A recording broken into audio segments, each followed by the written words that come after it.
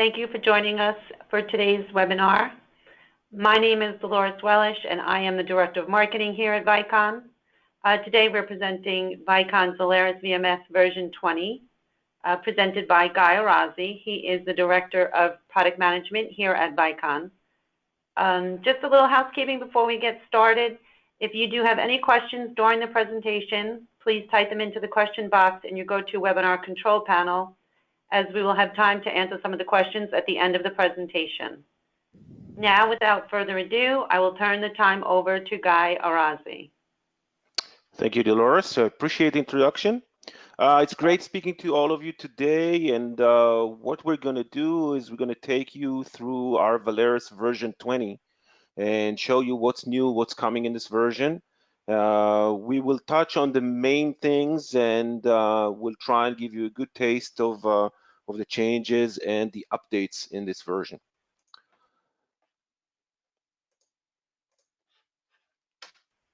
So a few words about Vicon. For those of you who are not familiar with Vicon, we are an end-to-end solution provider, and we're a video security company.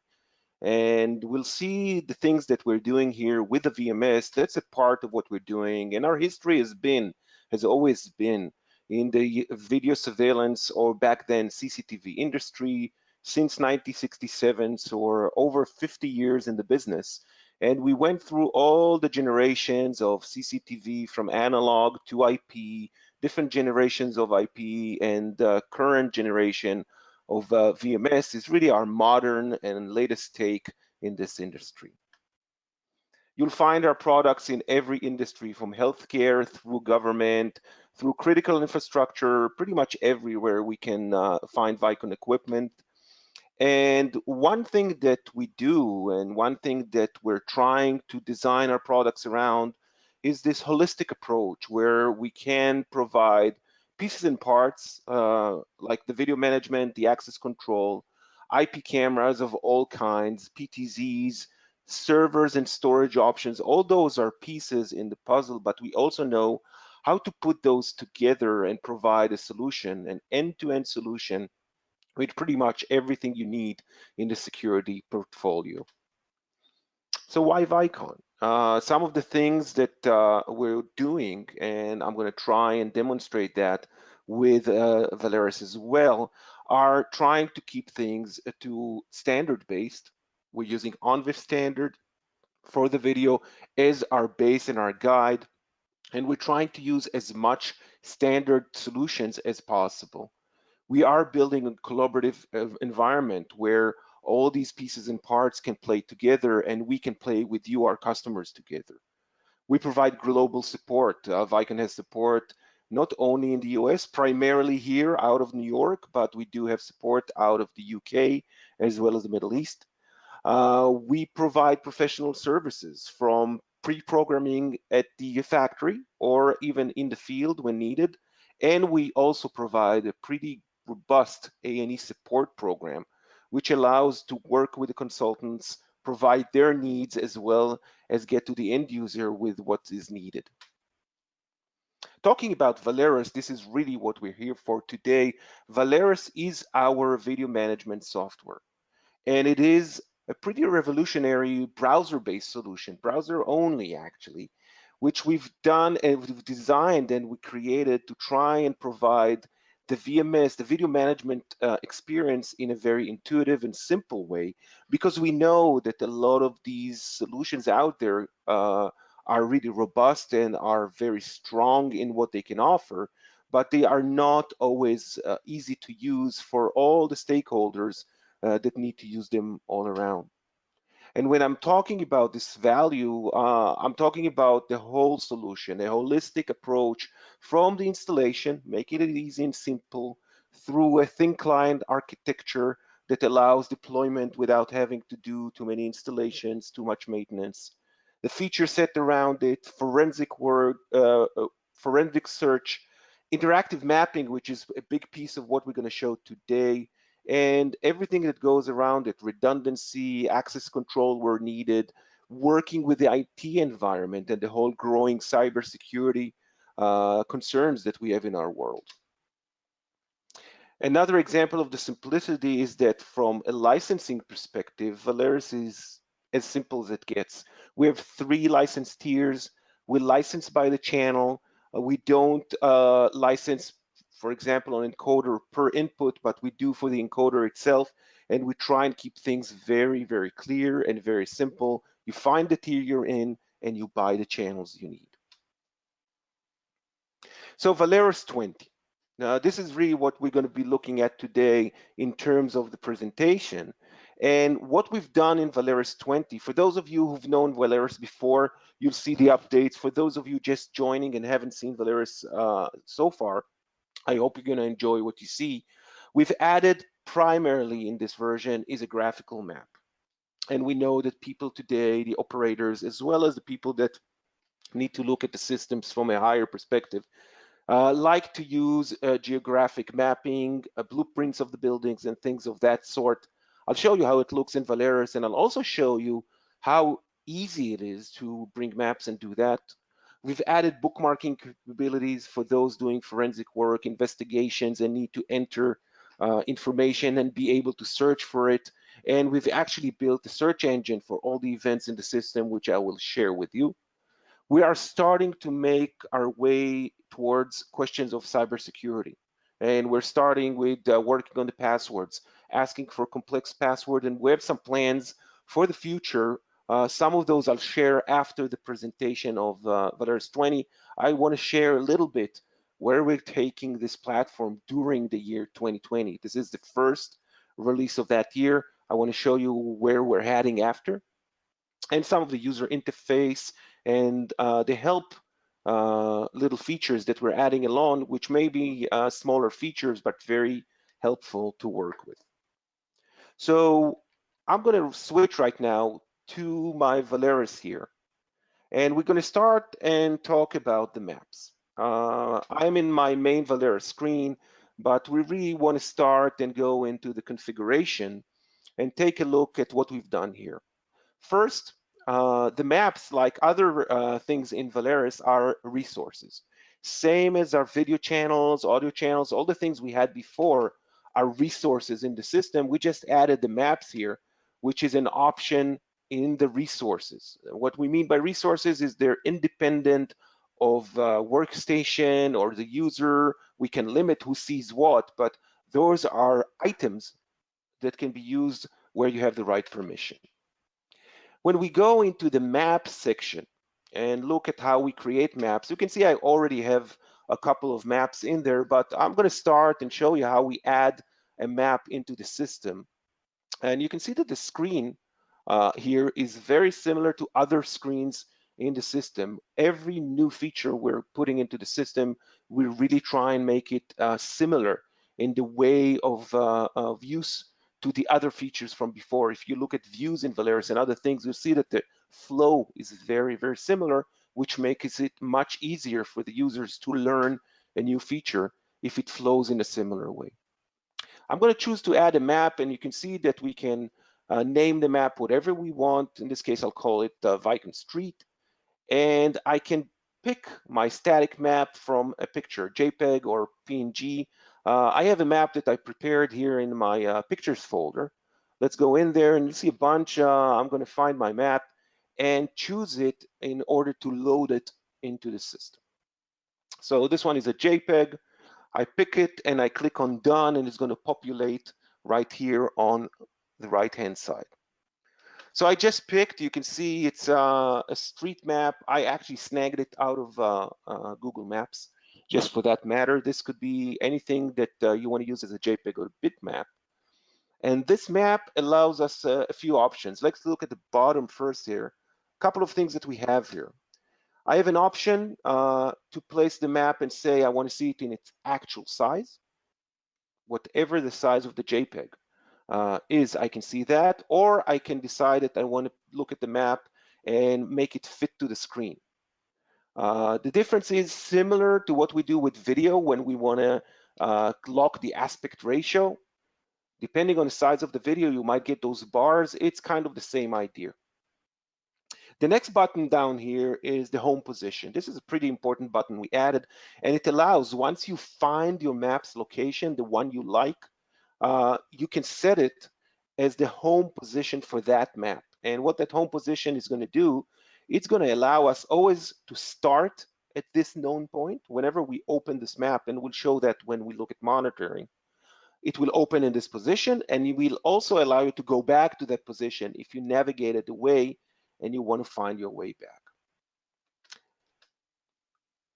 One more thing, the button that you can see there at the bottom, replace image, we also allow, if you have a new map and you want to replace it, you can pick a new JPEG and it's going to get replaced without touching any of the overlay icons and the things that will build together right now. A replace here doesn't necessarily need to rebuild the map. It just replaces the picture, which is our map. So I'm going to go to the top map in my layout here. This is one I prepared from before.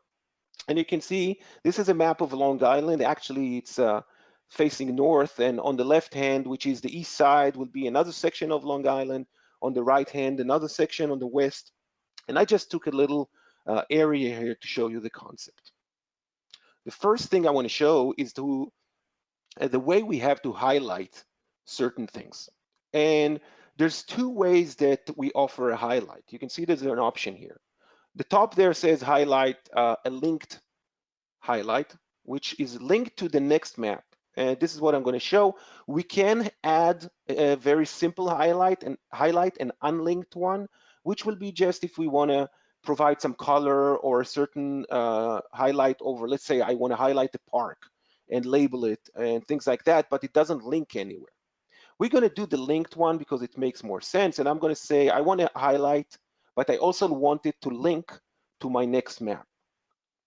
So I'm going to do that, and the system is going to ask me, okay, you want to link to a map, pick which map is going to be linked to that highlight. So I'm going to pick the one that we created at Vicon Street, and Valerus immediately drops a highlight, this pink one right here. I'm going to click it, and you can see that one, obviously I can move it around and place it where I want. I can actually turn it around. I can play with the color. If I have different backgrounds and I need different colors, so we have good contrast for the highlights. We're not locked to one color. There's any color that can be picked from this picker, and I can do that. The opacity can be controlled, and I can also turn it around if I needed, change the size, and create my coverage with a highlight anywhere I want. I can also pick from my shapes. For example, if I want to highlight this area of the Hauppauge, which is where Vicon is headquartered, I can use a circle. It probably looks better in a circle. I make it a little smaller here and highlight that area. Turning a circle around makes very little sense, obviously. I can add text by double clicking if I want to put in the text, and the text is reactive. If we zoom in, it's going to show. If I zoom out too much, it's going to disappear, so it doesn't hide things on the map. So it's pretty proactive. One more shape I want to show you, which I find pretty slick, is the arrow. So I mentioned that on the left side of this map, there's really another section of Long Island. If I wanted to put that other section and create a link to it, I could use my arrow and link it to the one map on my left, on my east side. And really by these arrows, create navigation from map to map, which is very simple for the user because it's an arrow. You click the arrow, you know you're going left. I'm going back to circle here, and let's place it right over Hauppauge. And we have our highlight. I'll save it and continue to that next map, our Vicon Street map that we created before. So we know this one will link to the next one. This is our street. And what I want to do here, I want to highlight the building. So I'm going to do pretty much the same. Linked highlight. I'm going to pick the Vicon roof, which is my next one. I prepared it from before. I get my little square. I'm going to stretch it and change the size and make it the highlight of the Vicon roof, the building itself. Let's get a different color so it stands out a little better. And this way I have three maps linked one to the other, which I'm going to show you how they work as we go to monitoring. So that's done, and that's my third map. That's my roof. You can see I have a few cameras on here already, and you can see I have these funnels, these blue funnels, showing where the camera is looking at. If I have an indoor camera, in this case it's a 360, we have a round funnel, but we can also have these, most of the time we'll have these triangle ones. Let me remove this camera and show you how I add it in and what I do. Right click and delete it. And I'm just going to grab the camera from the list just to show you how a camera gets added and how it gets set up. I'm just picking one of the cameras. I'm going to place it here. I can change the icon of the camera from selected ones. I can move it around, pick the corners and change my funnel so we can see where it's looking at. Great thing for the operator to be able to see what the coverage here is of the camera. This is approximate, obviously, but you'd know from looking at the video, give or take, what's getting covered. So the operator right now knows which camera is seeing which area. Another thing that I want to show you here on the setup, you can see up there on the top that I have this a sticky note. So we can add these sticky notes, and these are really meant to be able to put a note for the operator, for anybody else. I can change the font color, make them a little more obvious and show them, but I can also grab their little leg there and point. This is my favorite parking spot, so I can point, and this can be a label for the guards, for the operators, for somebody, which you can add and remove as many times as you need. I'm saving this, and we have our map set up. So I showed one camera, but you can imagine that dragging four and putting those funnels and really getting everything set up is incredibly intuitive and simple. What I'd like to do now, we have these three. I'd like to go to monitoring and show how this looks to the people actually using the map. So in the tiles in Valerus, the same ones that you would be seeing video, you can see on the left now we have those resources and we have our maps. I'm going to start with the top map. I want to take you through the same order that we created them. So I'm going to drag and drop my Long Island map. And you can see that the map is what we created with the circle. And when I hover over the circle, you can see my mouse is changing to the hand sign, which means it's a link. If this was just a simple highlight, it wouldn't change, it would stay an arrow because it's not linking anywhere. On the top left here, let me show you what we can do with this toolbar. So we created a toolbar that allows control of the components on the map. And you can see the two blue ones are the ones that exist on the map, which is a highlight. It could have text. I don't have text here, but I can turn on and off my highlights to allow if somebody wants to say, oh, it's hiding what's on the map. I want to see what's behind. There's control for the operator, and you can turn those on and off to be able to see behind them. I can zoom in and out of the map. I can move the map around. I actually have a relative location tool. You can see that it shows what the display is related to the map size, and I can move that. I can also use my home button that we talked about and go back to that home position that we programmed in advance. So if I lose my way around the map, I can go there and find it. Let's click and it links to the next map, which is the street. That's what we did before. So we have that link, and that link will go, like we said before, a click will take us to the Vicon roof map.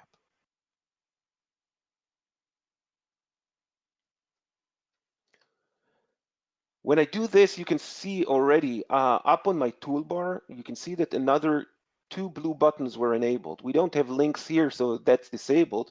We have two blue ones. One is for our sticky note that we created here, and one is for these funnels, which means that if the funnels are hiding something or the sticky note is hiding something, you can toggle those on and off just so you can see behind them. If somebody doesn't want to see them, all those are controllable from the operator point of view. But let's see what the interaction on the map looks like.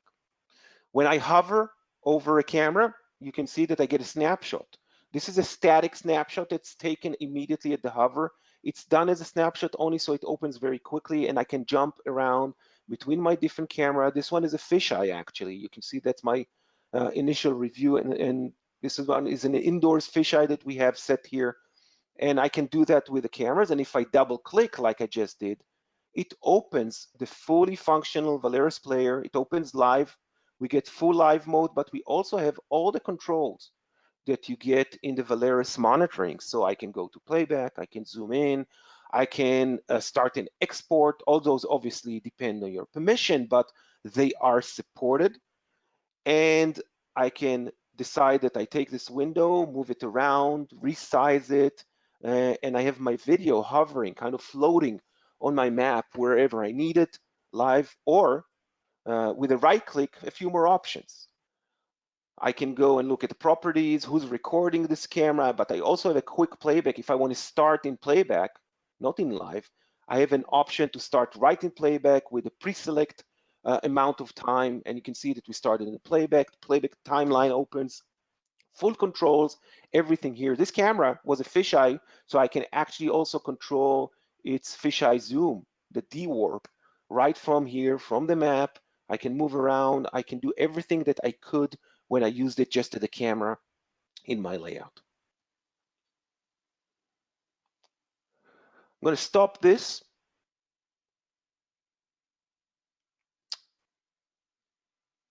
I want to show you how this looks when I go to not a single view, but really a split screen. So the maps are not necessarily being used in a full single view. They could. You could have the map on one monitor and your video displaying on another. You can have them in different tabs.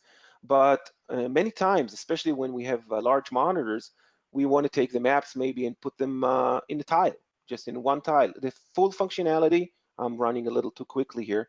Full functionality, I can hover, I can double click, I can get my video, everything I showed you there before, I can do right here when it's in a quadrant and see everything. I can also decide that I grab one of these icons and I drag it over to a tile to open it over there. So it actually works like the list of resources. It's going to open here.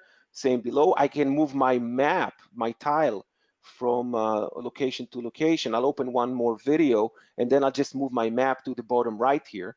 Let's do that. I just grab it and move it down. It moves like a camera would from every location to the other. So to summarize this, we have a pretty simple. You saw how quickly the setup looks. We did 3 maps and I had a few prepared, yes, granted, but getting cameras, getting not only cameras, microphones can be on the map if you want to start audio from them. Relays can be on the map if you want to control the relay, turn off the light, buzz the door and things like that. The relays work on the map. And the map, the icons also respond. If there is an alarm on a camera, the icon is going to change. So it's pretty intuitive and very interactive. I want to stop the maps. I think we covered most of it. And if you have questions, please type them in. We'll see at the end how many we can answer. And I want to move to the next thing that we added here. And I'm just going to open a camera here. I'm going to open my taxi line from the UK here. And we have video. And the next thing I want to show is our bookmarking capabilities. So on the top here, you see that we added an icon. And it's the standard bookmark icon that you'd see on a browser. The idea is that if I'm doing an investigation, live or playback, I can hit my bookmark button and you see it opens on the bottom left there, a little dialog box where I can input information, a title and text details of my bookmark. So I can say here, I'll say person walking, and I'm going to put some details. The person was walking in the street, and this is going to be a bookmark at the time I click the button. So I can take as much time to enter what I need here. It's still going to be in the right place. Where do we see these bookmarks? I'm going to open the playback, the timeline at the bottom there. And you'll see the red bar, but you can see here on the right a little yellow dot. This is our bookmark, and when I hover, you'll actually see that it shows a topic, person walking, what we entered here. If I start my playback, I'll just jump before the dot and let playback hit it. You can see it pops the dialogue there and gives the time it was created, who created it, the title, as well as the details. If I have the right permissions, I can edit it or delete it. If I don't, it's just read only. I can actually pop this dialog box out if I want and move it to other places. And let's just move the playback back here and enter another one. So now I'm going to bookmark during playback. The other one was live, but I can enter a bookmark in playback as well. And you can see we have these two yellow dots showing the bookmarks. If I play back, as I play back and it goes through the dots, hits the dot, we see the information. I'm going to fast forward and jump to the other one, hits the next dot, the information here is going to update. So very simple to view and review the information that we bookmarked right from here. But there is, when we do a lot of those, there is really a bigger need to be able to go and do queries and look at more bookmarks and more details, which takes us to another feature that is new and added in this version, which is our events database and the query tools that come with that database. So I'm going to go into the search area, and you're going to see that we've added an entry here in version 20, event search. So as I click to go in here, we actually added the full SQL database that collects all the events in the system. Bookmark is an example, but every other event, motion detection, camera disconnections, problems in communicating with the end, everything gets collected. And we've built a tool, a query tool right here, which I'm going to demonstrate how it works, to allow to run a query for any one of those events. So let's start with a bookmark just to close this topic. And you can see that I can create, you see that it says there on the list, public query, and there's one in there called Guy. I'm going to actually build a new query, and we'll use the bookmark as an example. So I'm going to click on new up there. And again, you can see that we keep our flow pretty similar when we do things. So I'm going to click on new, and let's create a new query there. Give it a name. I'm going to just call it look for something. I can pick if this query is public or private, meaning is it only for me, or can other users see this query if I saved it? So we got this option where I can build queries for others, or I can build them for myself. I have all the events that the system collects here, so I can query any of them. We're going to pick bookmark because we know we just created a couple of bookmarks and we can look at those. And it changes to the things that you can look for. So bookmark from which resource? Is it a certain camera I'm looking for a bookmark from, or all the cameras? I'll just do them all. And I'll also put in what I'm looking for. I can decide which user, a certain user, all of the users, and so on. I know I created it as an admin, but I can say all the users. I can enter the text in the title I'm looking for, or partial. It will do a partial match, and same for the details. So because I know what I wrote there, I can actually say, okay, I'm looking for a bookmark said walking. And we can actually do additional criteria with an on or term or an end term. We can do more complex queries, and we can define how long or what the time period is. I'll just do last day, but we can put exact days, last week, and so on. I can save the query, or I can just run the search. Running it doesn't mean it's going to get saved. Here's my results. You see that I have one that matched. We know that that's the one we created. And you see I'll hover here and we get all those details that we just put in there. If I had more bookmarks that would hit that search, we'll see them here. And I have a play button that opens at the time of that event. You can see the yellow dot and everything that is about this search. So this is kind of simple because we only had one single bookmark. So I'm going to go back here and show you one that I had saved before, the one called Guy. And I'll save this one. There we go. And you can see now it actually shows the private and the public, each one under what it is. And I'm going to look at this one Guy, and this one is actually looking for motion detection. I do know I have some motion detection in the system. I'll pick all my cameras. I want to show you how it looks when there's more than one. You can see that different from bookmarks here, the criteria is only what the minimum time between events is. So if I want to say any motion that lasted less than 5 seconds I don't really care about, I can do that. I'm actually going to drop this down a little bit, make it 1 second so we get some results. No, I'll make it 1. I could add more custom ranges right here, but I'll do last day. And let's run this query as well. Here, you can see I have more than one result that we had before, and actually you can see that I have more than one resource. Most of them was for my mall camera, but there's one for the convention. I have all the information up there. I can do multi-select if it makes sense. Here, they're all singular, so it's not, but I can play any one of these.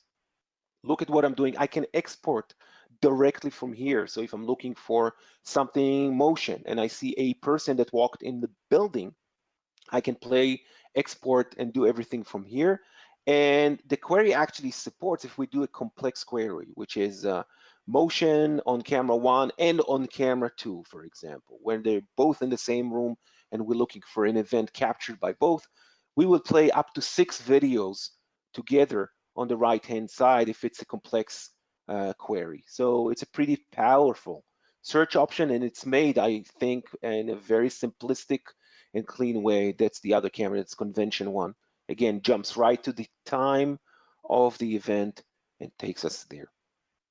So when we talk about bookmark, putting in the bookmarks and doing that is one thing, and you see how this kind of connects and is coming together with the way to search for things, but the search itself and this database that we added and the very clean search tools are another big feature in version 20 that's providing much more power for forensic searches than we offered before. Between these three, the maps that we've seen before, the bookmarking capabilities, and the query, these are really the big fish in version 20. But I want to show you a couple of small ones that we've added, which are also a part of this version.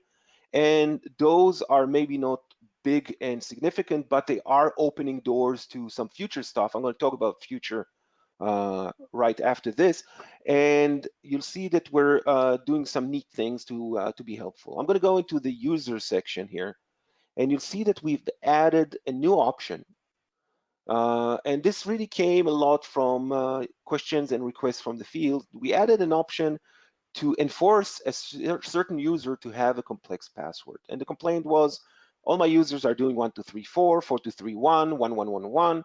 I want to enforce them to create a complex password. So when we turn this on for a certain user or users, we actually put in a very elaborate requirement, and that user is going to have to follow the requirement or his password is not going to get set. This way we can make the users change their password. We can actually force them to change, and we can enforce that password being a little more robust than a 1234. We can have the system ask to change the password every X days. And really, we're starting to take first steps towards a more cyber aware system. A lot of these issues with cyber really come to awareness. If the users can use very simple and kind of guessable passwords, we are very limited in the way we can control what they do. If we now enforce them and make them use more elaborate passwords, then we are in control of what's going on. And we'll talk future there, and I'll show you some other things, or I'll talk about them. I can't show some of it yet. One more addition that I think is very neat. In the last version, those of you who used Valerus over the evolution, in the last version, we added a way inside settings to jump from a certain device to its resources and from the resources back to the device. What we've added here in V20 is a way when we have an error in the dashboard. For this example, I have a camera here. You see the IP, and it's right now in communication failure, which means that camera is not communicating. We actually added this icon, which is the same we use for links everywhere in the system, and allow the user to click it if he has permission. If he doesn't, it's not going to show, it's not going to allow him. But if you have the right permission, you can click that button, that icon, and it's going to take you right to that device's page where you can start looking at what's going on. In this case, we can see it's our camera, it's offline. We can look, maybe the IP is wrong, maybe we need to do something with the password, maybe we need to go and look at the camera and figure out what's going on. But we have a direct link, direct access from our dashboard to that error message creator where relevant. Not all of them are relevant, but sorry, I jumped off. But some are, and it's going to take us right there. So this really concludes the live demo part here, but I do want to summarize before I talk about what's coming next. So this version 20, which is the first release for the year 2020, really. The highlights, as we said, the interactive mapping, the video bookmarking, the tags, and the ability to put the text, the search, which is for bookmarking, but also for everything else. Cybersecurity first steps in starting to do password protection and other things, and some user interface improvements that we are trying to keep putting into the system based on feedback, as well as things that we find in the lab. Let's start talking about what's coming next. What I'm going to show you is a list of the items that we have on our roadmap, and we're planning to attack in the year 2020 with a pretty aggressive roadmap that should bring us to a much more exciting product as we get there. Obviously, this is a preliminary roadmap. I can't share everything, but I'll try and tell you what I can to give you a little perspective of what we're about to do here. So we're doing two things. You can see I kind of split it into two things. One is servicing what we have right now, keep growing with the things that we've already put in here, where on the right hand, I'm listing what's growing the system towards the future, bigger things. So on the left here, thick client. A lot of you that know our virtual matrix from the Vicon days, we want to get Valerus to that level. We're doing a first step here with a thick client that has capabilities to be controlled, similar to what we've done with VMDC, not all the way. I can't really disclose all the information right now, but we are heading that direction in this year. Adding an option to save snapshots from live and playback as part of the investigative side of things. Just hit a button and save a JPEG on the side. Enhance masking control. We want the masking that we do in the VMS to have options such as different colors for different backgrounds, pixelation. For some people like to see the objects pixelated and not colored. We've done that in one of the versions, but we want to give an option to have a fully color mask or a pixelated one, and to pick the size of the pixels and the color of the mask itself. We're working on some additions to the video export, like export destination enhancements and changes to how export can be done more efficiently, and bundling audio with video in that export. There were many things that came from the field, actually. We're going to be doing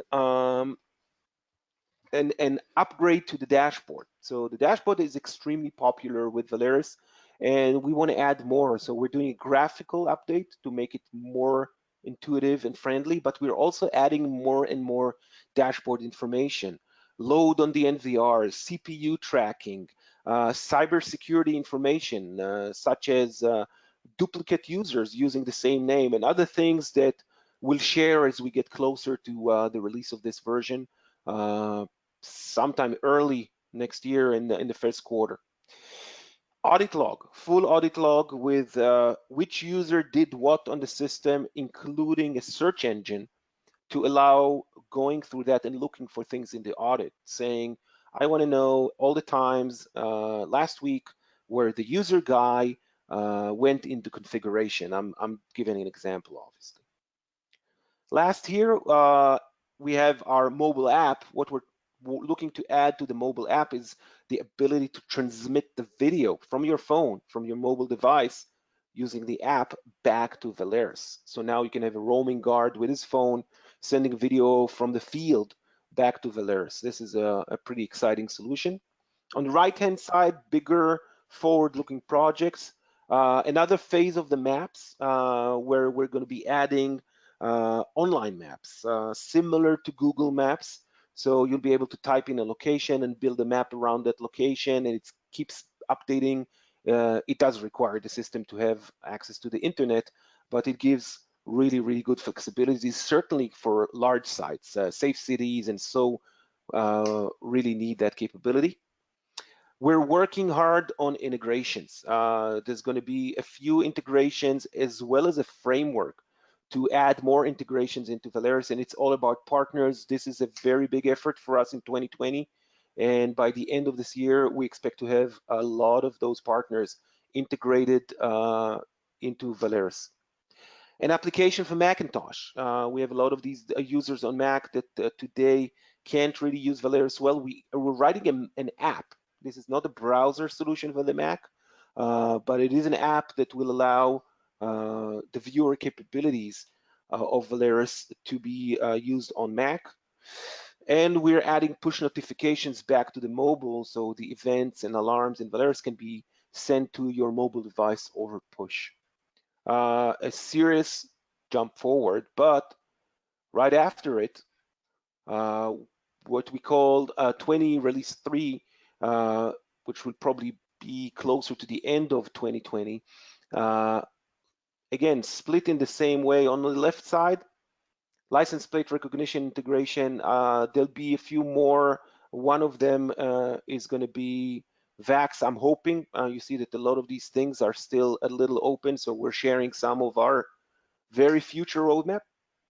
Some reporting, be able to cut an as-made report right out of the system and have snapshots of where the cameras are looking at inside the report, so you have an easier way to go through and say, oh, camera 55, that's not only the IP and the MAC address, here's a picture of what it's looking at. Enhancements to bookmarks, being able to lock down the events that we've bookmarked and take them out of the system, tag other events on the timeline. So not only the yellow dot for bookmark, but other things, motion detection and other events.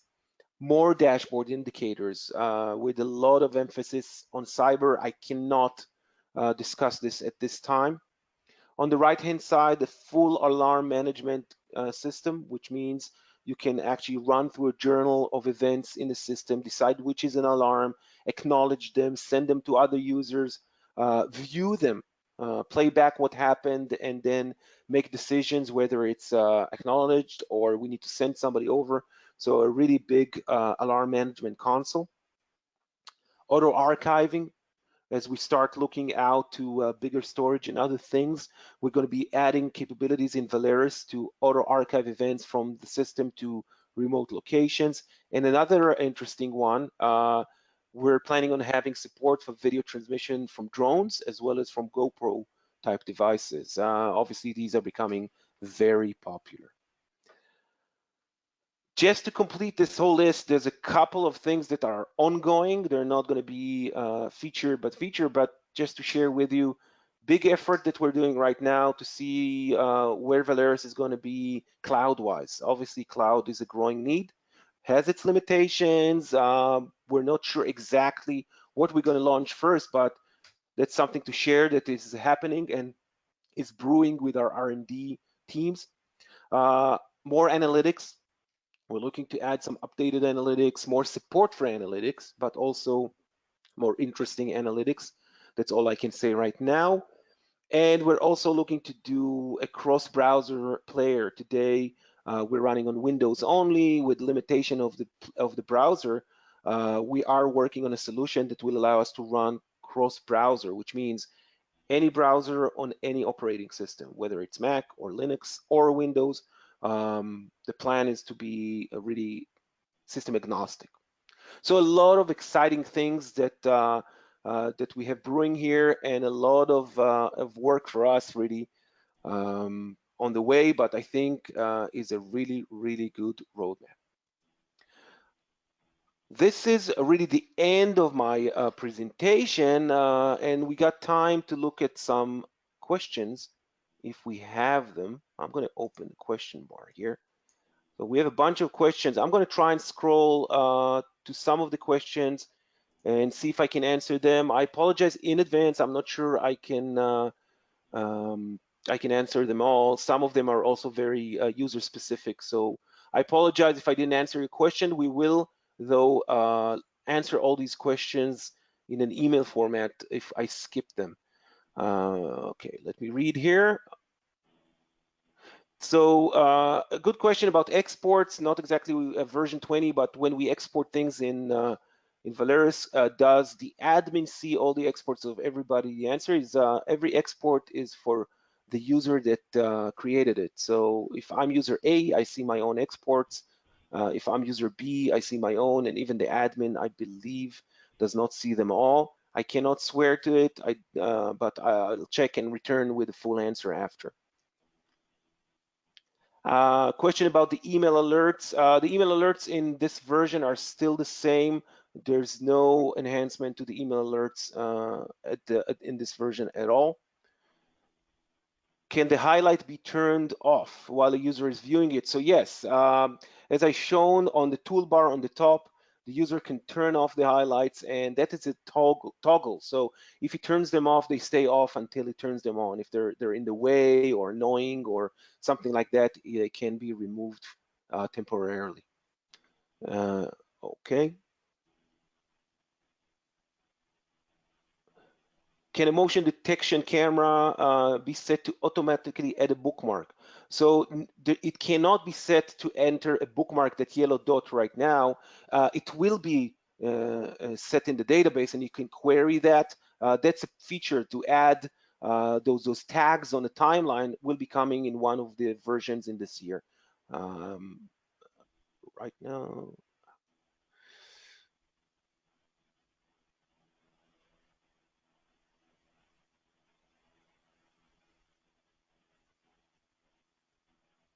There's a question here about, can we enforce a long password instead of a complex password? That's the answer is it's very easy to do. That's not a request we had.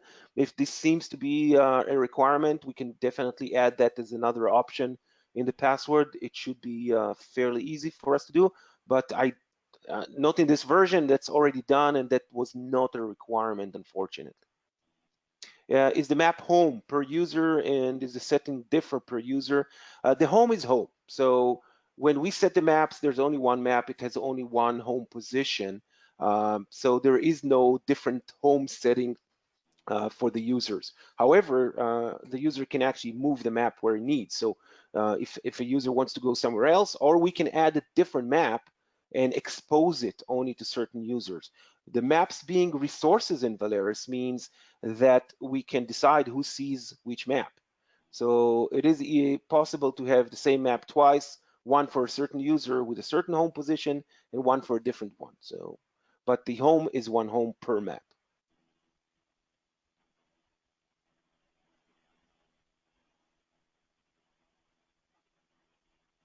All right, a couple of questions here that are extremely technical. I'm going to skip those, but I will answer them separately.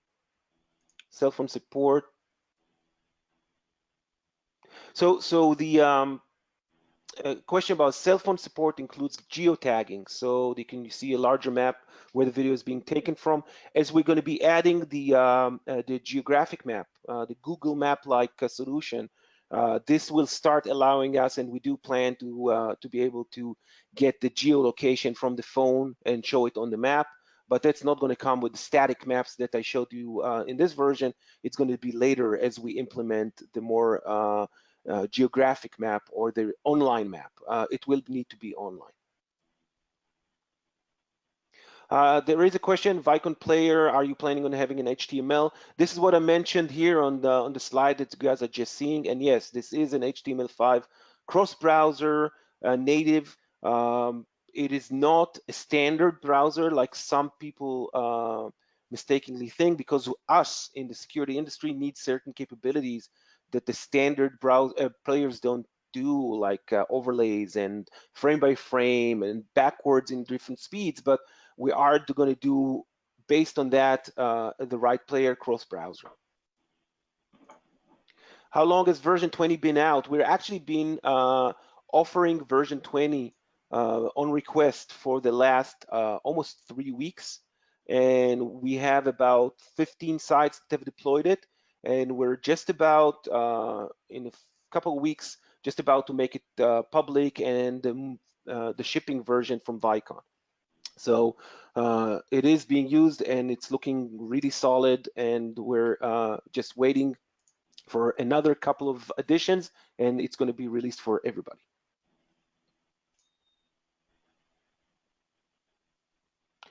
Do we have a multi-login option for one user? I think the question here is, do we have like a dual, somebody verifying the login? That's a feature that we've seen in different places where a user wants a second user to be approving his login, and that's not in this version, but I do have that as an open request, and it is on our roadmap, hopefully for this year. I cannot promise it right now.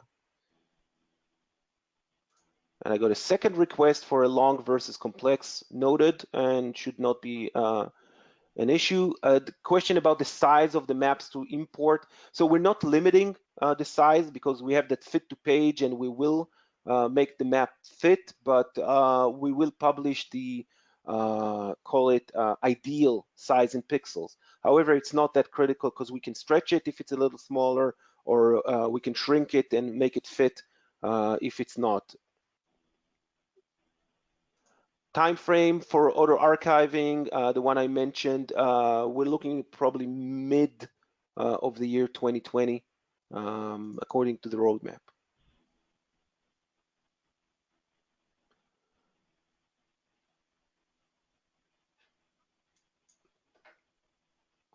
All right, so I think these are really the questions that that I can answer right now as we're coming to the end of our time. We will definitely, if you're going to keep typing in, well, there's one more question which asks, is it possible to add a mask on export? It is right now. So you can export and have a map on the export. It will only play that way in our Valerus player that we export with, because we got to realize the map, but it is possible, yes. Please type in other questions. We will answer all the questions in writing and send them to all the users. So if I didn't answer something here, I promise that we'll give exact answer, and I'll verify the things that I say, and we'll share all of those.